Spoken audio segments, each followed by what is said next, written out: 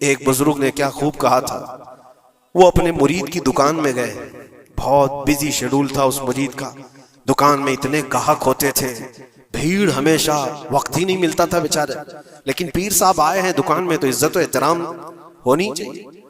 اپنے مرشد کو اس نے بلایا، کرسی پر بٹھایا، بہت دیر تک وہ اس کی دکان میں پڑھتے رہے، بیٹھے رہے، وہ بھی خوش باش تھا، پیر صاحب آئے پڑھے تو اور برکت، اور اس کو وقت ہی نہیں ہے۔ تھوڑی دیر کے بعد پیر و مرشد نے اس کے دکان کی چیزیں اٹھا کر کے جو ڈبے وغیرہ تھے سونگنے لگے، یہ سونگا وہ سونگا۔ اس مرید نے پوچھا، حضور یہ آپ کیا کر رہے ہیں، کیا سونگ رہے ہیں؟ کہا میں یہ دیکھ رہا ہوں کہ ان ڈبوں میں کہیں تو پخانا تو نہیں کرتا، کہیں تو اپنی حاجت اسی میں تو نہیں کرتا۔ اس نے کہا کیوں آپ ایسا کہہ رہے ہیں؟ کہا تو جتنا بیزی ہے جانے کا موقع کہاں ملتا ہوگا، یہی تو اپنا ٹوائلٹ بھی کرتا ہوگا۔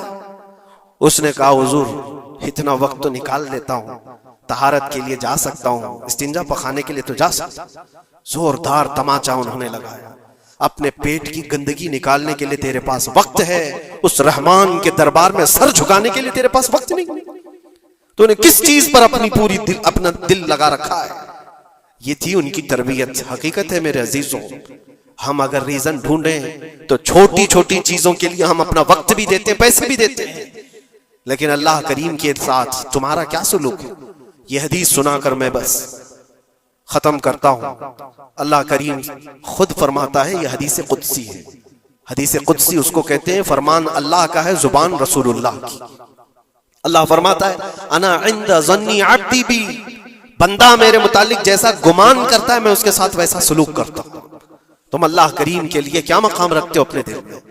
اللہ کی بارگاہ میں آتے ہو تو کس طرح؟ اسی لیے حضرت رابعہ بصریہ رضی اللہ تعالیٰ عنہا کو ہم نے سنا ہے کہ جب وہ نماز کے لیے جاتی تو دلہن کی طرح سج کے جاتی تھی، پورے تیار ہو کر۔ پوچھا ان سے کسی نے تو وہ کہتی تھی میں چاہتی ہوں کہ اللہ نے جتنی نعمتیں مجھے دی ہیں اس بادشاہ کو نہ دکھاؤں تو پھر کس کو دکھاؤں؟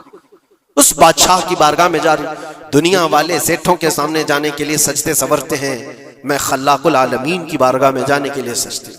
اور ہمارا کیا مزاج ہے؟ ہم نے دیکھا ہے مسجد میں آنے کا انداز کس کا کیسا ہے؟ تم بادشاہ دو جہاں کے دربار میں آ رہے ہو تو کس انداز سے آنا چاہیے؟ یہ ساری چیزیں آپ ذہن میں رکھو۔ اللہ کریم کے لیے تمہارے دل میں کیا مقام ہے؟ ظاہر سی بات ہے تمہیں آج بھی اپنے پیٹ کی غلاظت نکالنی ہو کہیں راستے پر تو شوچالیہ ڈھونڈتے ہیں اور پیسے دے کر کے جاتے ہیں، مسجد کی کیا کیا چیزیں مفت میں استعمال کرتے ہیں، کبھی اس کا خیال آتا ہے؟